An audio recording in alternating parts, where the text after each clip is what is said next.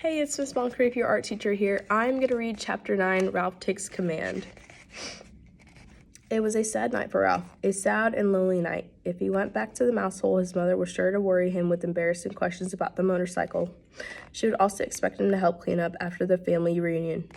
If he took off his crash helmet, he could squeeze under the door and explore the hall on foot, but he could not bear to part with the helmet. And anyway, he had no desire to travel by foot, where he had once ridden with such noise and speed. Ralph scurried through the shadows on the floor to the curtain, which he had climbed to the windowsill. There he sat, huddled and alone, staring out into the night, listening to the kissing sounds of the bats as they jerked and zigzagged from the eaves of the hotel, through the pines and back again. Around the window, the leaves of the Virginia creeper vine shifted in the breeze, and down in the lobby, a clock struck midnight. An owl slid silently through the night, crossing the clearing of the parking lot from one pine to another. Ralph could remember a time where he had envied bats and owls and their ability to fly. That was before he had experienced the speed and the power of a motorcycle. Early in the morning, the smell of bacon drifting up from the kitchen brought back Ralph's dreams of the ground floor. It was not long until he was embarrassed to discover that Keith was awake and was lying quietly in bed watching him. "Hi," said Keith. "Oh, hello." Ralph wished he had returned to the mouse hole before dawn. "Well, I guess it's about time for me to go home to bed." Keith sat up. "Don't go yet. Wait till my folks get up." Ralph leaped to the floor. "I didn't think you would want to talk to me after I lost your motorcycle. I may never get another chance to talk to a mouse." Ralph was flattered. It had never occurred to him that the boy could consider talking to a mouse anything special. "What would you like for breakfast?" asked Keith. "You mean we still get room service after what I did?" "Sure." Keith pulled his knees up under his chin and wrapped his arms around his legs. You mean you aren't mad at me anymore?" asked Ralph. "I guess you might say I'm mad, but not real mad," Keith decided. "I've been lying here thinking it would be right for me to be real mad, because I get into messes myself. My mom and my dad tell me I don't stop to use my head." Ralph nodded. "I guess that's my trouble too. I don't stop to use my head." "They say I'm in too much of a hurry," said Keith. "They say I don't want to take time to learn to do things properly." Ralph nodded. He understood. If he had waited until he had learned to ride the motorcycle, he would never have ridden off the bedside table into the wastebasket. "I'll never forget the first time I rode a bicycle with handbrakes," reminisced Keith. "I took right off down a hill. I'd always ridden bicycles with foot brakes, and when I got going too fast, I tried to put the foot brakes on, only there weren't any." "What happened?" Ralph was fascinated. "By the time I remembered to use the handbrakes, I hit a tree and took an awful spill." Somehow, the story made Ralph feel better. He was not the only one who got into trouble. "The hard part is," continued Keith, I am in a hurry. I don't want to do kid things. I want to do big things, real things. I want to grow up."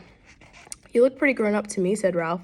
"Maybe to a mouse," conceded Keith, "but I want to look grown up to grown-ups." "So do I," said Ralph with feeling. "I want to grow up and go down to the ground floor." "Everybody tells me to be patient," said Keith, "but I don't want to be patient." "Me either," agreed Ralph. Someone stared next door to room 216. "Well, I guess I better be running along," said Ralph. "Say, about that breakfast." "Sure, what do you want?" "How about some bacon?" suggested Ralph, remembering the fragrance that had floated up to the windowsill. "And some toast?" "With jelly," agreed Ralph, and ran off to the mouse hole, eager to tell his family things were not so bad after all. They were still entitled to room service. But when Ralph reached to the mouse hole, he found pandemonium. His brothers and sisters and cousins were huddled around squeaking with fright. His mother picked up a bunch of shredded Kleenex and put it down again, only to pick up another bunch as if she didn't know what to do with it. Uncle Lester and Uncle Dorothy were there too, stuffing crumbs into their mouths as if they were never expected to eat again. "Dear me," Ralph's mother was saying, "whatever shall we—" "Oh, Ralph, there you are at last. Where on earth have you been? Never mind, we haven't time." "Time for what?" asked Ralph. "What's going on around here anyway?" "The housekeeper, your Uncle Lester, the sheets." "Oh, do be quiet, everybody." Ralph's mother was so agitated she could not even tell her son what was wrong. Uncle Lester swallowed a mouthful of crumbs. "It's like this, Ralph. The housekeeper discovered a hamper full of sheets and towels and pillowcases with holes chewed in them." "Oh no," thought Ralph. Whatever had happened was all his fault. He might have known. "I heard her telephoning the manager about it from the office," continued Uncle Lester. "The manager came up and called in all the maids and the bellboys, and everybody had to take a look at the holes chewed in the sheets. It was quite a powwow. The motorcycle, thought Ralph. What happened to the motorcycle? There might be a chance it did not go to laundry after all. You didn't happen to see the motorcycle in the housekeeper's office, did you? He ventured. I was looking, not listening out, said Uncle Lester. I am not foolhardy like some people around here. Ralph, you know what this means. His mother managed to pull herself together to say that much. It means war on mice, said Aunt Dorothy ominously. It means traps, poisons, said Uncle Lester. Who knows? This time management might even spend the money on an exterminator. We shall have to flee. There's nothing else to do. And if we flee, the owls will get us, said Ralph's mother, causing all the brothers and sisters and cousins to set up an awful squeal. Shh! The mother mouse fluttered her paws in alarm. Flee? Ralph was bewildered. Flee and leave room service? Room service, exclaimed his mother. How can you expect room service after you lost that poor boy's motorcycle? That's all right, Ralph assured his mother and could not resist adding rather grandly. I've already ordered. Room service is bringing us bacon, toast, and jelly, with jelly. This news silenced everybody.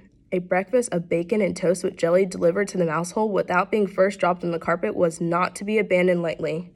We want some jelly, we want some jelly, all the little cousins began to squeak. Be quiet, ordered Uncle Lester.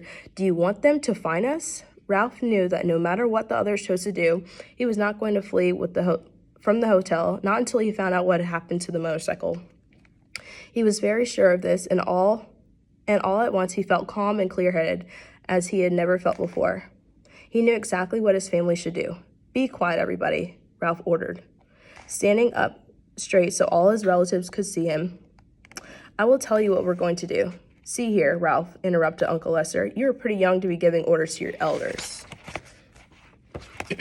Now, Uncle Lester, said Aunt Dorothy, let's listen to Ralph. After all, he has our food brought up by room service, and no one else in the history of the family has managed to do that.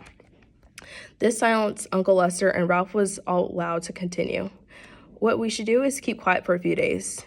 Here he looked down at his little cousins, for at once in their lives they were not squeaking. We will arrange for room service to bring our meals so we won't have to go scrambling around the woodwork or scrounging around in the rooms. That way, we won't be tempted to taste the poisoned food or go near any traps. And if the management doesn't see or hear from us for a few days, they will forget about us. They always do. Now, just a minute, said Uncle Lester. This boy won't be here for long. You know how it is with people, here today and gone tomorrow.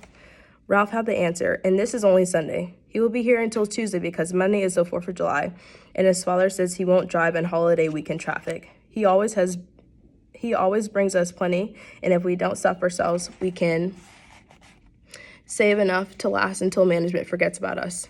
Uncle Lester nodded thoughtfully. That seems like a sound idea. Yes, but Ralph, there's one thing that worries me, said his mother.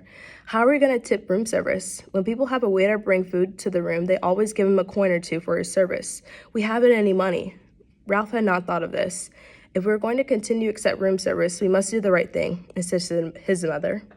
Don't worry, I'll think of something, promised Ralph, in a grand way he had acquired since he had ordered a meal sent up to the mouse nest.